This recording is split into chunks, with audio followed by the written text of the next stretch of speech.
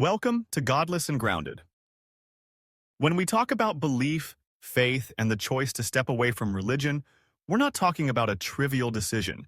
We're talking about one of the most fundamental choices a human being can make, whether to live life guided by evidence, reason, and reality, or to live within the boundaries of stories, traditions, and unverified claims.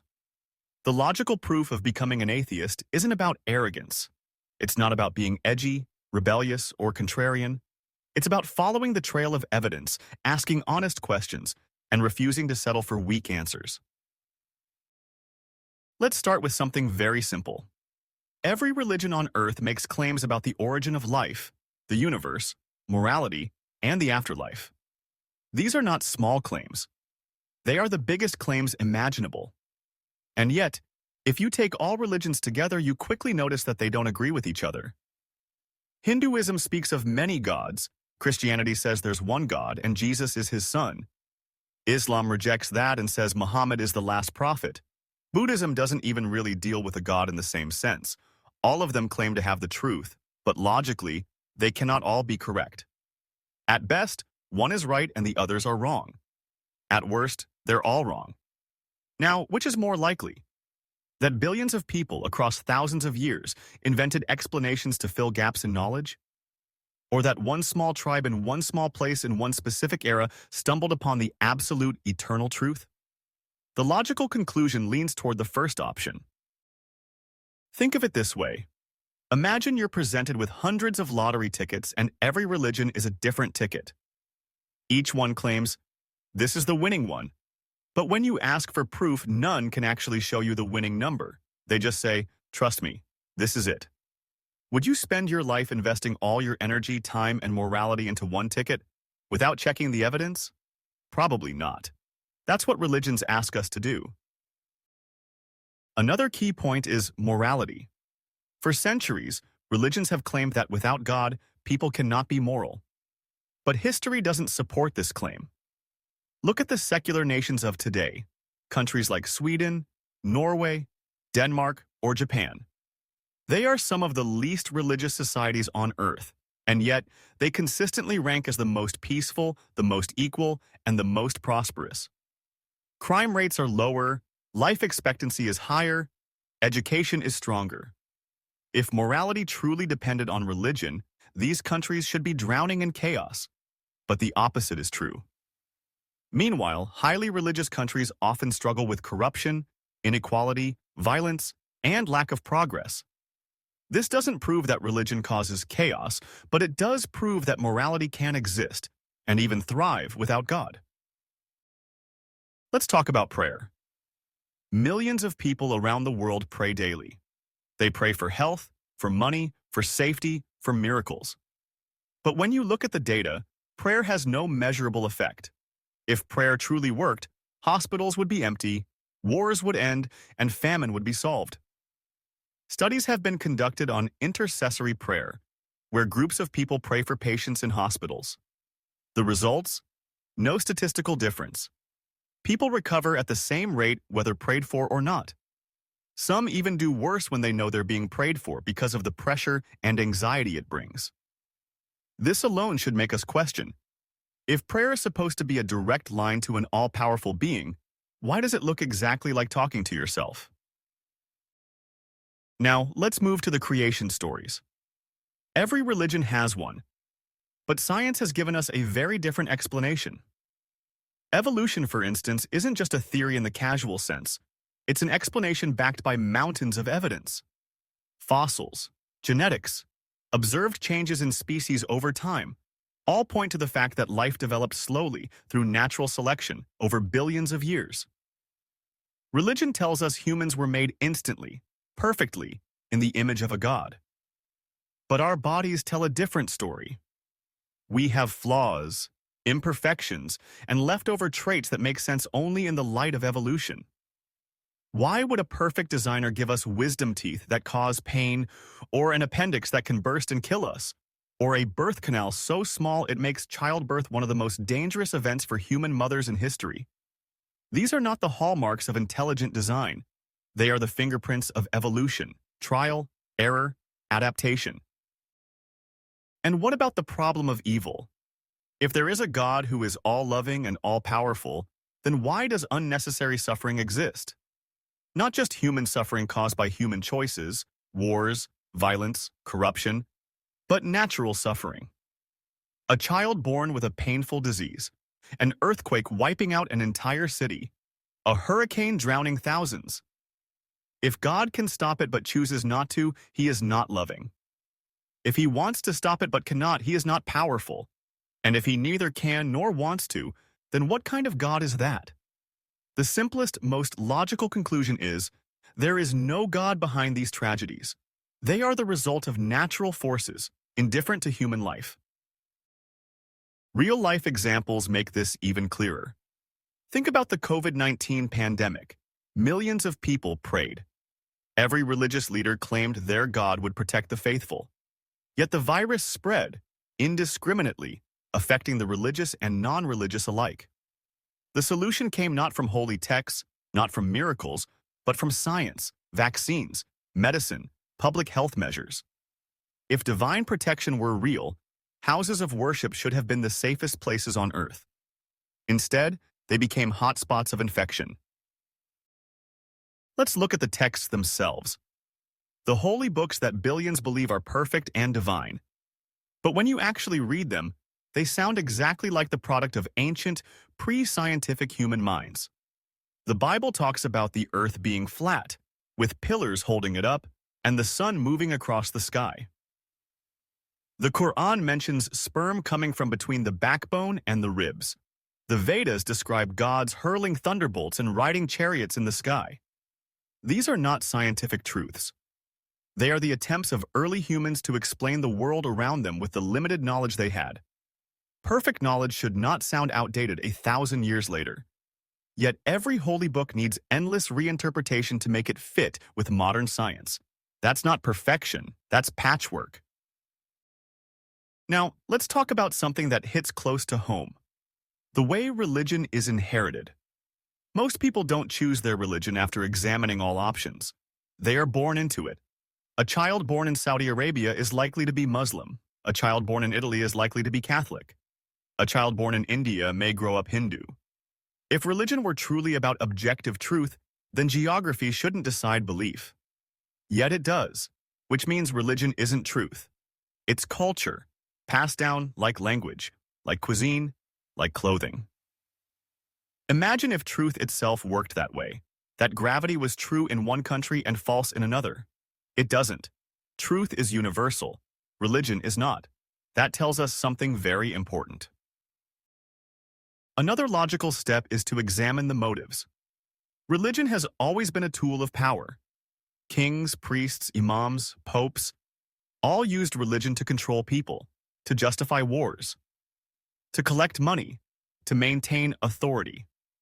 Think about the wealth of the Vatican, or the gold-encrusted temples, or the billions poured into megachurches.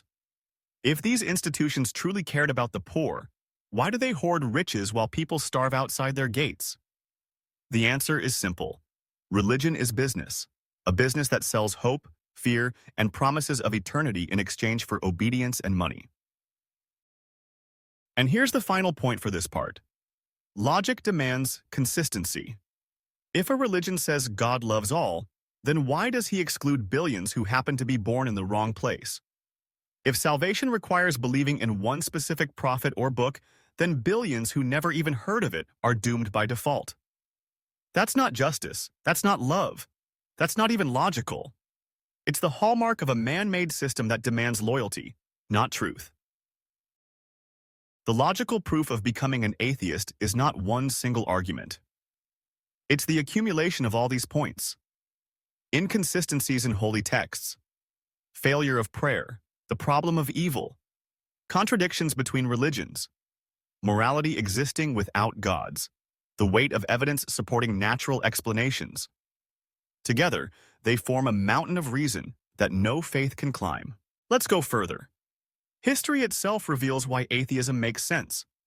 If you trace back human civilization, you'll notice that gods have always been used to explain what people didn't understand. The ancient Greeks explained lightning as Zeus throwing bolts from the sky. The Vikings thought thunder was Thor swinging his hammer. Egyptians worshipped the sun because they didn't understand astronomy. Every time science explained something, the gods shrank. Once we understood lightning, Zeus vanished. Once we understood disease, demons vanished. Today, we understand evolution, so the need for a creator vanishes too. Religion is simply the leftover gaps, the god of the gaps. And as our knowledge grows, those gaps get smaller. The logical conclusion is simple. Gods are placeholders for ignorance.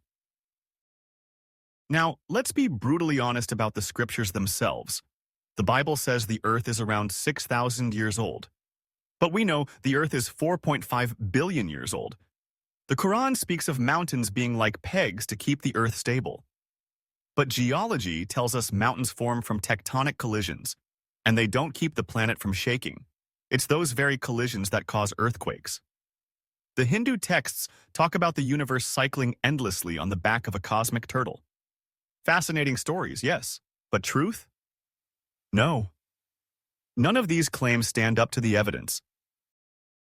Think of slavery. For centuries, it was justified by religion. The Bible has verses telling slaves to obey their masters. The Quran allows slavery. Hindu caste laws trapped people in permanent social prisons. Religion claimed this was divine order. But when humanity finally abolished slavery, it wasn't because of religion. It was in spite of it. Secular philosophy, human rights, and rational thought brought justice where religion failed. Or take women's rights. For centuries, religion kept women silent, submissive, and secondary. Wives, obey your husbands. Women are deficient in intellect. Daughters bring shame. These weren't the words of justice or equality.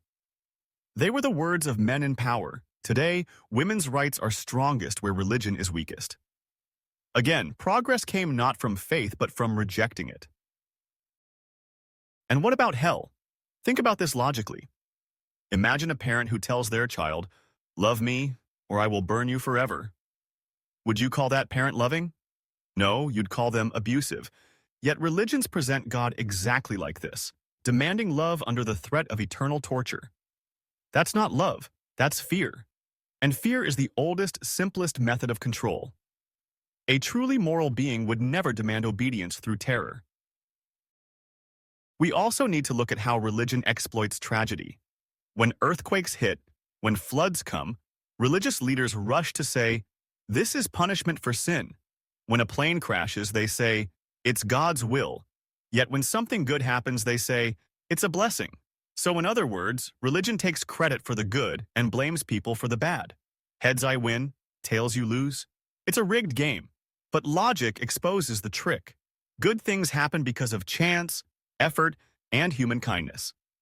Bad things happen because of chance, natural forces, or human cruelty. No gods are needed. Now let's step into philosophy.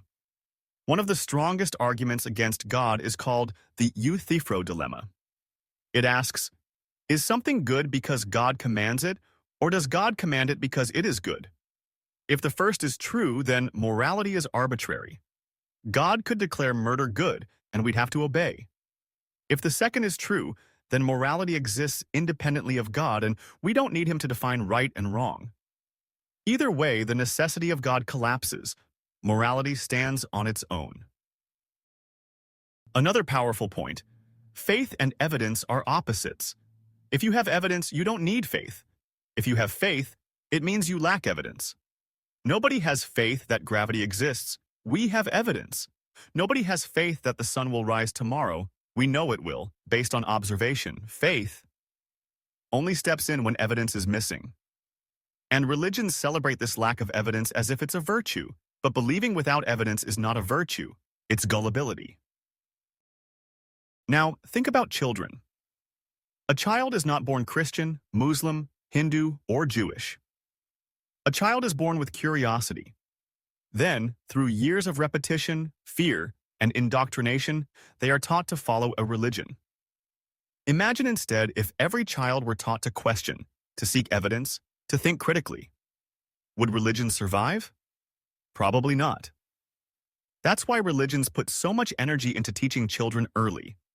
Because once critical thinking develops, belief begins to crumble. Here's something else worth noting. Look at all the gods that no longer exist. Nobody today seriously worships Zeus, Odin, or Ra. They were once worshipped passionately, with temples, priests, and prayers. But they died out. Why? Because people eventually realized they weren't real. Every god is just waiting to join them in the graveyard of mythology. The only difference between today's gods and yesterday's is time. Let's also talk about hypocrisy. How many religious leaders preach humility while living in palaces? How many condemn greed while hoarding wealth? How many speak of peace while blessing wars? If religion were truly divine, it would produce consistent integrity. But instead, it produces power struggles, scandals, and corruption. Logic tells us these leaders are not messengers of truth. They are businessmen selling belief. The psychological side is also revealing. Studies show that people often believe not because of evidence, but because belief gives comfort. It answers fear of death. It provides community. It gives hope. These are powerful psychological needs. But satisfying them with illusions doesn't make them true. A child may find comfort in believing there's a monster under the bed who protects them. Comfort, however, doesn't equal reality. And adulthood demands we leave behind comforting lies and face truth, however difficult. Real-world data backs this up too. Crime rates, poverty, and inequality are often higher in deeply religious nations. Secular nations, meanwhile, rank higher in happiness, education, and overall well-being. If God were truly the source of order, morality, and happiness, the opposite should be true. But it isn't. The evidence points in one clear direction. Human effort, human reason, and human compassion are what improve societies, not faith. And let's not forget the endless wars fought in the name of God. Crusades, jihads, holy wars, inquisitions. Millions of lives lost because two groups believed their invisible friend was more powerful than the others. If there really were one true God, would he need humans to slaughter each other on his behalf? Or is the more logical answer that these wars were about power, land, and politics, dressed up in religious clothing? So what is the logical proof of becoming an atheist? It's not one single aha moment. It's the weight of thousands of observations, suits. It's realizing that holy books sound human, not divine. It's noticing that prayers fail at the rate of chance. It's recognizing that morality exists without gods. It's seeing suffering and knowing no loving deity is intervening. It's watching science explain what religion never could. It's understanding that belief is inherited, not discovered. It's realizing that fear of hell and hope for heaven are psychological tricks, not eternal truths. Atheism is not about certainty. It's about honesty. It's admitting, I don't know, but I won't pretend I do. It's choosing evidence over tradition, reason over fear, and reality over comforting lies. The logical path doesn't lead to belief. It leads away from it. And once you see it clearly, you can't unsee it. So the next time someone asks, why don't you believe in God? The simplest answer is, because logic doesn't allow me to. And that is the logical proof of becoming an atheist. Stay curious. Stay questioning. And above all, stay grounded. This is Godless and Grounded. Thank you for watching. And make sure you stay tuned for our next video, where we'll keep challenging myths and uncovering truths together.